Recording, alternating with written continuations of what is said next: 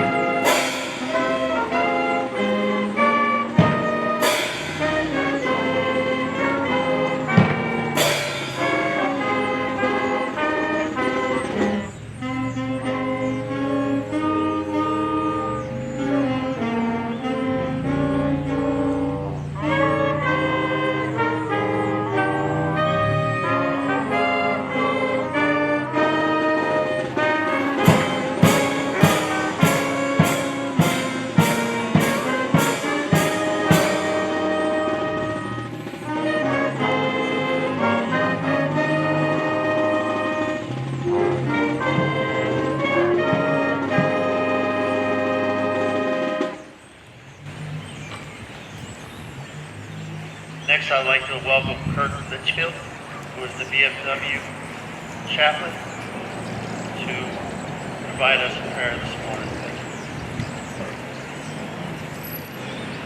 Proud of our nation, they answered her call, defending the freedom and safety of all, on land and on the sea, or in jets high above. They went out of duty in honor and love. But however they served, Lord, wherever they went, please bless them and help them to know what it meant.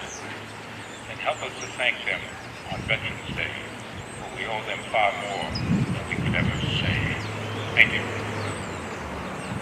Thank you, Kurt.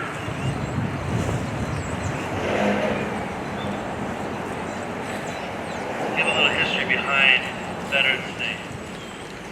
World War I, known as the time of the Great War, officially ended when the Treaty of Versailles was signed June 28, 1919, in the Palace of Versailles, outside the town of Versailles, France. However, fighting ceased 7 months earlier when an armistice, or a temporary cessation of hostilities between the Allied nations and Germany, went into effect on the 11th hour, on the 11th day of the 11th month. For that reason, November 11th, 1918 is generally regarded as the end of the war to end all wars. On November 19th, President Wilson proclaimed November 11th as the first commemoration of Armistice Day with the following words: "To us in America, the reflections of Armistice Day would be filled with solemn pride in the heroism of those who died in the country. In the country's services with the gratitude and victory, both because of the thing from which it has freed us and because of the opportunity it has given America to show our sympathy with peace and justice in the councils of the nations." The original concept for celebration was for a day observed with parades and public meetings and a brief suspension of business beginning at 11 a.m. Today, 102 years later, we know this day as Veterans Day. I'd like to have Keith Roberts, our Veteran Service Officer, come up to read off the state proclamation.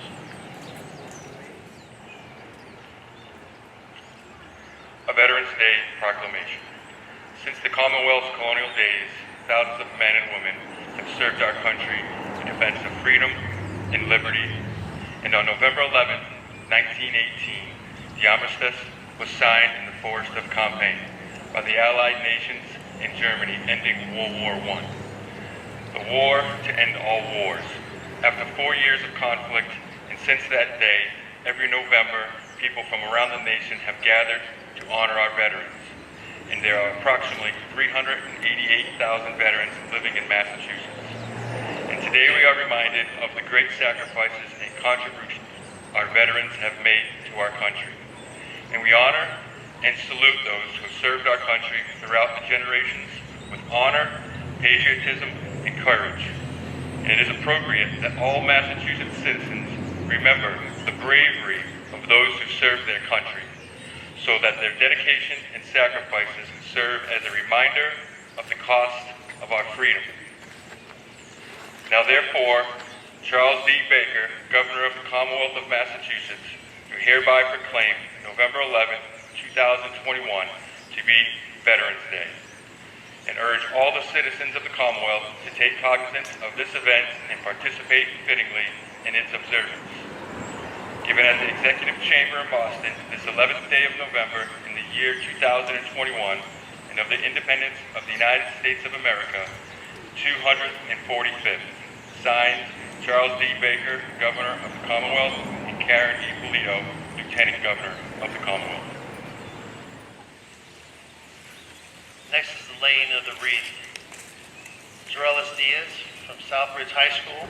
Mr. Roberts, a veteran service officer, will be laying the wreath today at our World War I monument. During Roman times, to honor the brave, leaders would lay wreaths throughout the cities. Today, Sergeant First Class Keith Roberts, United States Army retired, at Southbridge High School's Jorellis Diaz will do this honor by laying a wreath at our World War I monument to commemorate those Southbridge residents who served in our armed forces and those who perished fighting in our nation's wars.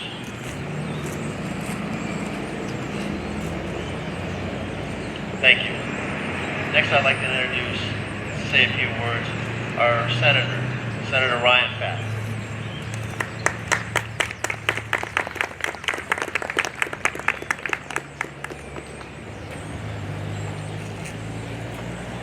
Good morning, everyone. Can you hear me? There we go. I want to point out this memorial. Emblazoned on it, it said they gave their today for our tomorrow. When I read that this morning, I was struck by several things. Number one, our young people that are joining us here today, who are here not really understanding why.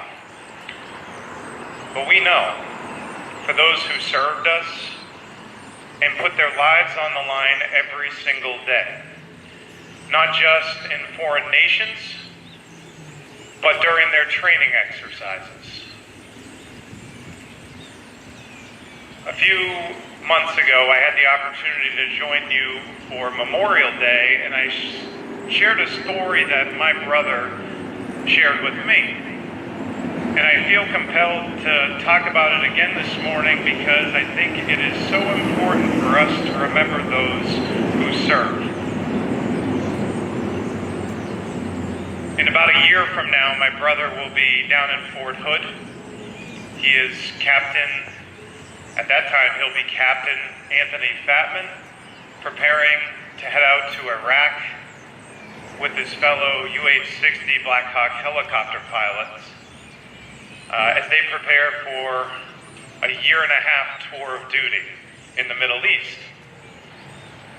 And as significant as that is for our family, it's even more significant for my brother on who's not joining him.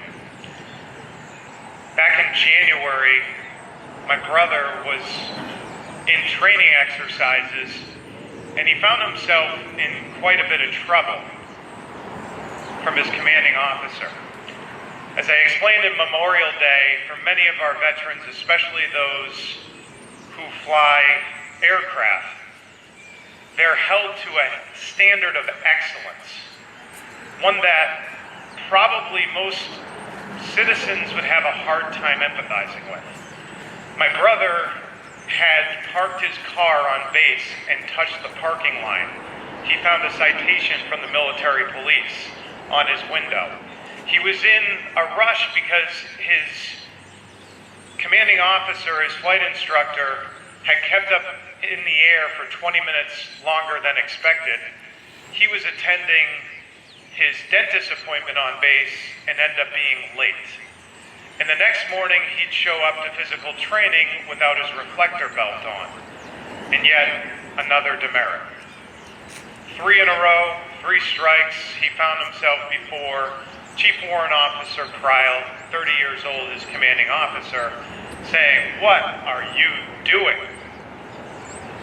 Now, to the average person, that sounds like my average day of life. Parking badly, showing up late, and, forgetting something. Just a normal day. But his commanding officer went on to explain to him that these mistakes are the difference between life and death when it comes to any military operation, especially those that are in the air. And after being lectured for a good 30 minutes about all the mistakes he had made, his commanding officer said, "One more chance. No more mistakes. We're going to allow you to continue." He could have been kicked out of his flight program. Within a week, Chief Warrant Officer Prile, his flight instructor, Chief Warrant Officer Skoda, and one of his friends, Chief Warrant Officer Cope, were killed in a UH-60 helicopter accident when the transmission went down, and their crash happened in a field in New York. When we think about what's enshrined on these monuments here today and what people who have served us have done for this nation, may we never forget not just the scars and the physical ailments and the death that can ensue. We also must remember that every single man and woman who stands before us today carries with them a heavy heart and a history up here that we may never know, that can be incredibly challenging on a day-to-day basis. That is something that I've learned from my brother as he prepares to deploy in a year from now, but it's something that, as I look at our young people and think about the selfless sacrifice and the challenges that we will never know that our veterans have dealt with on a day-to-day basis, both in service and out, we should be forever grateful. They gave their today so that we could have tomorrow. Thank you to all of our veterans. God bless you, and may God bless the United States of America.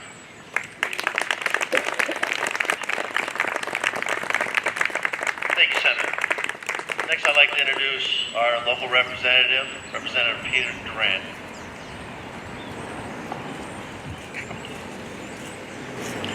Good morning, everyone. Good morning.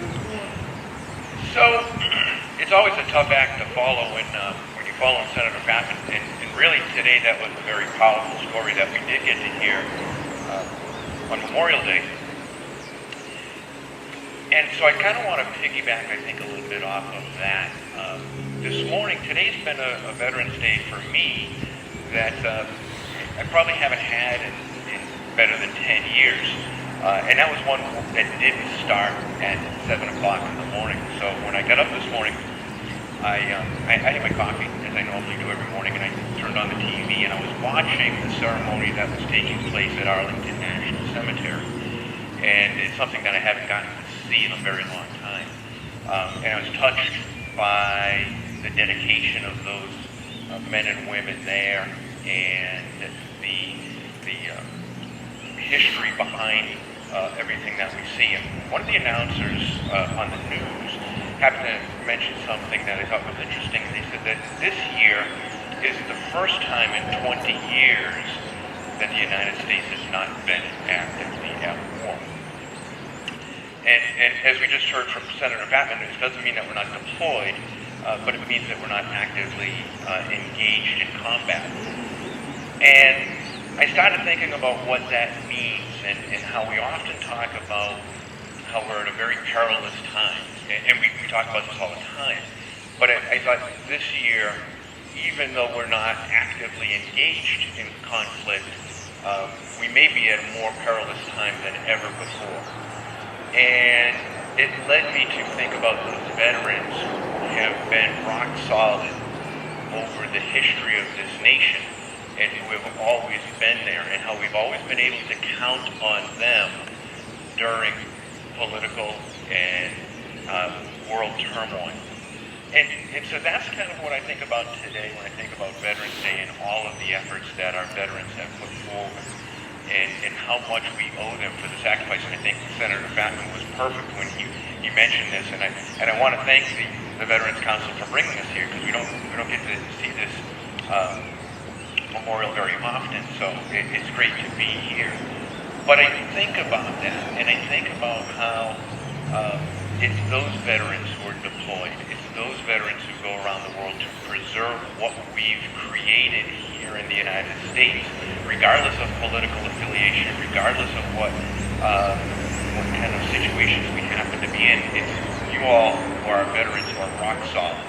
You'll be there in the future, and we know that because you've been there in the past. And it's because of you that we have this great nation that we have. So I think it's totally and wholly appropriate today that we give you guys the thanks that you so desperately deserve. So I just want to say that. Thank you very much for all that you've done and for all that you will do in the future to preserve and defend this great nation. God bless you all. Thank you.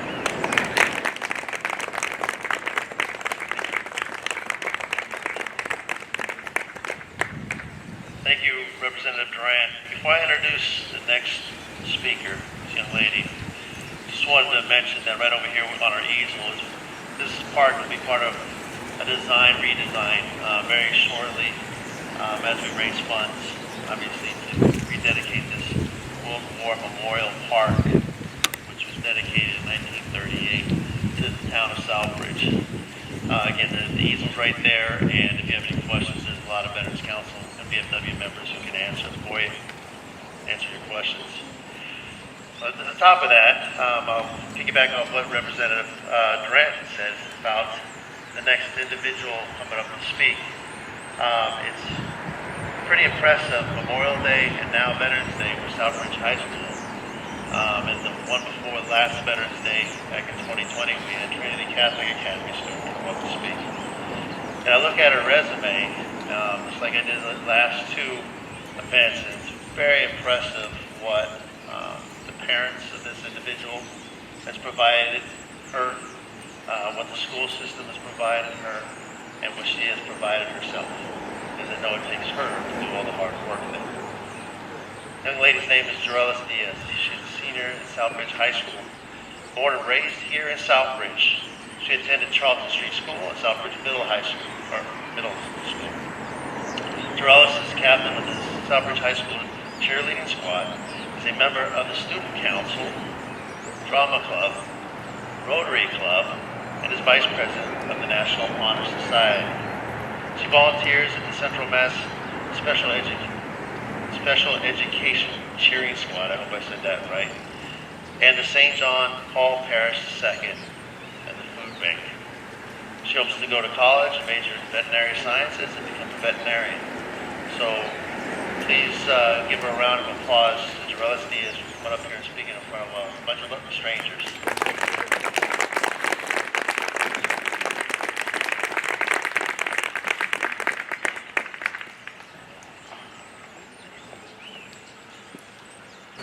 Veterans Day is a day we honor our citizens who left families, jobs, schools, and professions to fight for a cause that was worth fighting for, the United States of America. Some of them never returned, making the ultimate sacrifice for our country. There are those that returned, some terribly wounded, both physically and emotionally. For all those veterans, we honor you and we thank you for your sacrifice. Our 44th President, Barack Obama, said it best. It's about how we treat our veterans every single day of the year. It's about making sure they have the care they need and the benefits that they've earned when they come home. It's about serving all of you as well as you serve the United States of America. Our veterans made the ultimate sacrifice by serving in the armed forces to secure our freedom. Let us give back to our veterans by serving them not only on this day, but every single day of the year. Sometimes just sitting down to engage with our veterans or their family members to talk can go a long way. Call, email, reach out online. No matter how, keep connecting. Thank you for taking the time to remember our heroes. They never gave up on us, and we can't give up on them. God bless you all, God bless our veterans, and God bless the United States of America.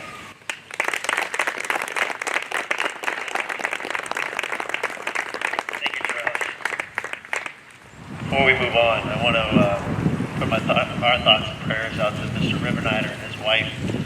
He couldn't be here today because of an incident that happened earlier in the week, so my thoughts and prayers are with him and his family.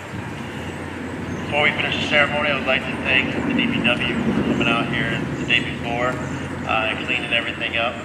I appreciate it, Phil, and thank you for bringing my stepson out here and making him do all the work, so that was really good. I want to thank all the veteran volunteers as well that came out early this morning to set everything up, put the wreaths around the town, and are working diligently to make sure that our veterans in our town is a better place tomorrow. I want to thank the high school band for coming out here and spending their time. This is the second event for us, at least since I've been on the Veterans Council, that they've come out here, so I thank you for spending your day off from school, providing the music for this ceremony. In closing, and in honor of all veterans, we would like to finish today's Veterans Day ceremony with the playing of the Armed Forces Medley. Thank you.